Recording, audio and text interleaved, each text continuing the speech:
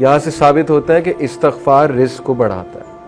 अगर किसी ने अपना रिज़्क़ बढ़ाना है तो वो इस्तग़फ़ार को पकड़ ले। इनफैक्ट रसूलुल्लाह सल्लल्लाहु अलैहि वसल्लम मेजॉरिटी सहाबा जब उनसे कोई ज़िक्र पूछते थे तो या वो दुरूद इब्राहिमी बताते थे या वो इस्तग़फ़ार बताते थे। ये साबित है सही हदीस से। तो इस्तग़फ़ार के बारे में एक हदीस ये भी आती कि रसूलुल्लाह सल्लल्लाहु अलैहि वसल्लम ने फरमाया कि जो शख्स इस्तग़फ़ार को कॉन्स्टेंटली अपना लेता है, बहुत ज़्यादा कॉन्स्टेंट इस्तग़फ़ार करता है, Allah will make a way out of him from every difficulty. Allah ताला उस शख्स के लिए हर मुश्किल से कोई रास्ता निकाल देता है। तो मैंने खुद भी पर्सनली अपनी लाइफ में देखा, आई एम श्योर कि आप लोगों ने भी देखा होगा कि जो बंदा बहुत ज़्यादा इस्तग़फ़ार करता है उसके मामलात आसान होते हैं, और जो बंदा जितने गुनाहों में पड़ा होता है और इस्तग़फ़ार जो है नहीं करता है तो फिर ज़ाहिर है कि उसके मामलात फिर बहुत तंग हो जाते हैं, उसकी लाइफ बहुत तंग हो जाती है। इसी तरह सबसे जो बेहतरीन, ये वन ऑफ द फेवरेट आयत है सहाबा की। मेजॉरिटी सहाबा जब उनसे पूछा जाता था कि आपकी फेवरेट आया कौन सी है, सहाबा की आपस की कन्वर्सेशंस ही होती थी, बैठकर एक दूसरे से डिस्कस करते थे कि आपकी फेवरेट आया कौन सी है, आपकी फेवरेट आया कौन सी है। तो चैप्टर 39 वर्स नंबर 53 सूरह ज़ुमर वर्स 53, कुल या इबादी अल्लज़ीना असरफ़ू अला अनफुसिहिम ला तक़नतू मिन रहमतिल्लाह।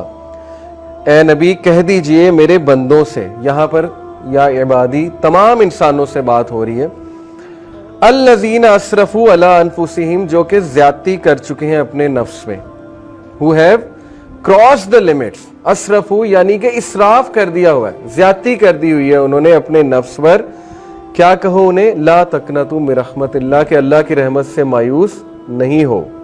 इन्नल्लाह यग़फ़िरु ज़ुनूबा जमीआ, बेशक अल्लाह ताला तमाम गुनाह माफ़ कर देता है, तमाम गुनाह माफ़ कर देता है। एक हदीस कुदसी में आता है कि अल्लाह सुब्हानहू व तआला कहते हैं कि ए इब्ने आदम, अगर तू मेरे पास गुनाह लेकर आए और तेरे गुनाह जो है वो ज़मीन से आसमान तक जो है वो डिस्टेंस को फिल कर रहे हैं, लेकिन तू मुझसे सिंसियर रिपेंटेंस करता है तो मैं तुझे माफ़ करूँगा। अभी बहुत खूबसूरत हदीस आपके सामने आएंगी अल्लाह सुब्हानहू व तआला की मर्सी के हवाले से। एक हदीस आपके सामने रखता हूँ। अली इब्न तालिब रज़ी तआला अन्हु रिपोर्टेड, ये अल मुस्तदरक की हदीस है, सही है अकॉर्डिंग टू अल्लामा अलबानी, और अली रज़ियल्लाहु अन्हु से बहुत कम हदीस मरवी हैं। अली रज़ियल्लाहु अन्हु रिपोर्टेड द मैसेंजर ऑफ अल्लाह सल्लल्लाहु अलैहि वसल्लम सेड, वेरिली अल्लाह इज एस्टोनिश्ड। अल्लाह की एस्टोनिशमेंट ये अल्लाह का एट्रीब्यूट है, और अल्लाह कैसे एस्टोनिश होता है ये एक ज़ाहिर है कि मुतशाबिहात में से अल्लाह नोज बेस्ट, लेकिन Allah is astonished at a servant. Allah एक इंसान पर एस्टोनिश होता है when he says there is no god but you, ला इलाहा इल्ला अंता, but I have wrong my self so forgive me, for none forgive sins but you. ये एक दुआ है पूरी, ये दुआ मैं आपको पढ़ के सुनाता हूँ। ला इलाहा इल्ला अंता इन्नी कद ज़लमतु नफ्सी फ़ग़फ़िरली ज़ुनूबी इन्नहु ला यग़फ़िरु ज़ुनूबा इल्ला अंता। ये पूरी अरबी में जो है वो दुआ है। दुआ का ट्रांसलेशन क्या है, there is no god but you, I have wrong my self so forgive me, for none forgive sins but you. अल्लाह एस्टोनिश करता है ऐसे बंदे पे, और अल्लाह कहता है my servant acknowledges that he has a lord who forgives and punishes.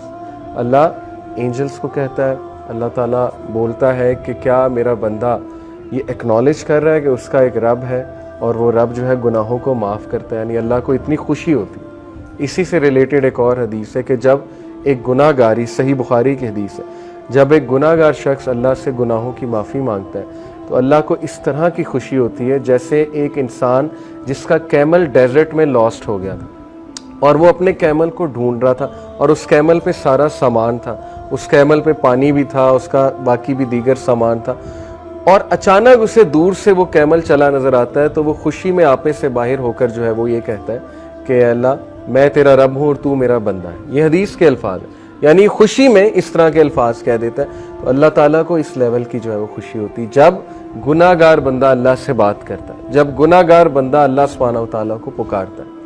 हमें ऑन दी अदर हैंड शैतान ने जो वस्फा डाला है कि तेरे तो इतने गुनाह है, तू तो इतना गुनाहगार है, तू तो इस काबिल ही नहीं कि अल्लाह तक तेरी बात पहुँचे या अल्लाह तुझे रिप्लाई करें या अल्लाह तेरी आवाज़ सुने। हदीस तो कम्प्लीटली इसके बरक्स कह रही है। हदीस तो कह रही है कि गुनाहगार बंदा जब तौबा करता है उस पर ज़्यादा खुशी होती है अल्लाह ताला में।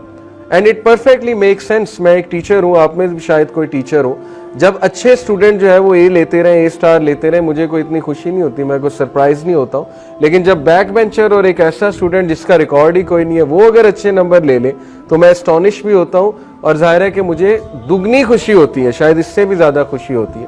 तो it perfectly make sense. Okay, तो ये एस्टॉनिशमेंट के बारे में, अल्लाह की एस्टॉनिशमेंट, ये अल्लाह का एट्रीब्यूट है कि रब एस्टॉनिश होता है, और इसीलिए अल्लाह ने अपने अर्श पर लिखवाया ना कि वेरिली माई कंपैशन ओवरकम्स माई रायत, बेशक मेरी जो नरमी है या मेरा जो कंपैशन है, मेरी जो मोहब्बत है, मेरी जो मर्सी है, वो मेरे गुस्से पर हावी है, वो मेरे गज़ब पर हावी है। और ऐसा ही है, हम अपनी ज़िंदगी के मामलात देख लें, अगर अल्लाह हमें हमारे गुनाहों पे फ़ौरन पकड़ शुरू कर दे तो शायद हम में से कोई भी ज़िंदा ना बचे, तो शायद हम में से कोई भी जो है वो इस ज़मीन पर चल ना सके।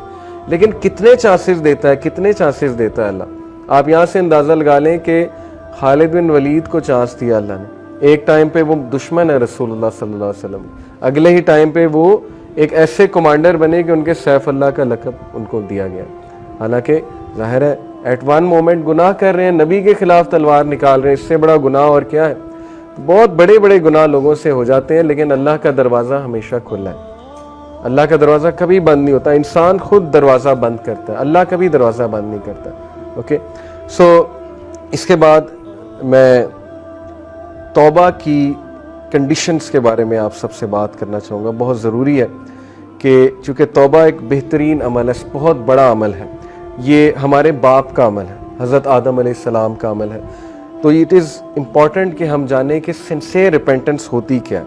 उससे पहले एक और हदीस मैं आपको सुना दूँ, सिंसियर रिपेंटेंस की इंशाल्लाह बात कर रहे हैं। सिन ड्यू टू डिज़ायर, डिज़ायर की वजह से सिन और एरोगेंस की वजह से सिन, ये दो मुख्तलिफ चीज़ें, ये समझ लें।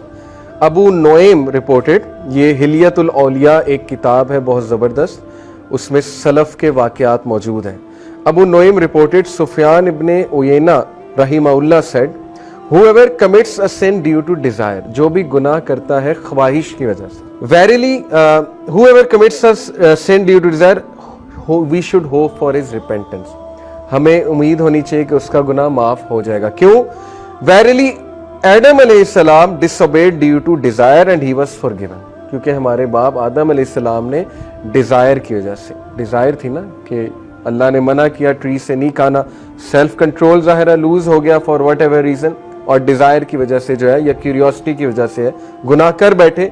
तो उन्होंने कहा कि इन्होंने सुफियान इब्ने उयैना ने कि अगर कोई शख्स डिज़ायर की वजह से गुनाह करता है तो उसकी माफ़ी है। But if a sin is committed due to pride and arrogance then fear that the perpetrator may be cursed, लेकिन अगर कोई शख्स मुतकब्बिर होकर, और जैसे फिरऔन था, अना रब्बुकुमुल आला, तकब्बुर, एक तो गुनाह कर रहा है, बच्चों को मार रहा है, आगे से ऐलान कर रहा है कि मैं रब हूं, मैं जिंदगी देता हूं, मैं मौत देता हूं, तो ये वाला जो सिन है इसके बारे में है कि that person will be cursed. Verily Iblis disobeyed due to pride and he was cursed. उन्होंने कहा कितनी खूबसूरत, कितना खूबसूरत कंपैरिजन है कि आदम अलैहिस्सलाम ने भी गुनाह किया, लेकिन वो गुनाह डिजायर की वजह से था, फिसल गए, लेकिन इब्लीस का जो गुनाह था वो तकब्बुर की वजह से था, वो प्राइड की वजह से था, तो वो कर्स्ड हो गया, इसीलिए हम उसे रजीम कहते हैं। तो अगर आप किसी को गुनाह में मुब्तला देखें तो उसको पहली तो बात जज ना करें, क्योंकि वो शख्स स्ट्रगल कर रहा है, वो कौन सा प्राइड में कर रहा है।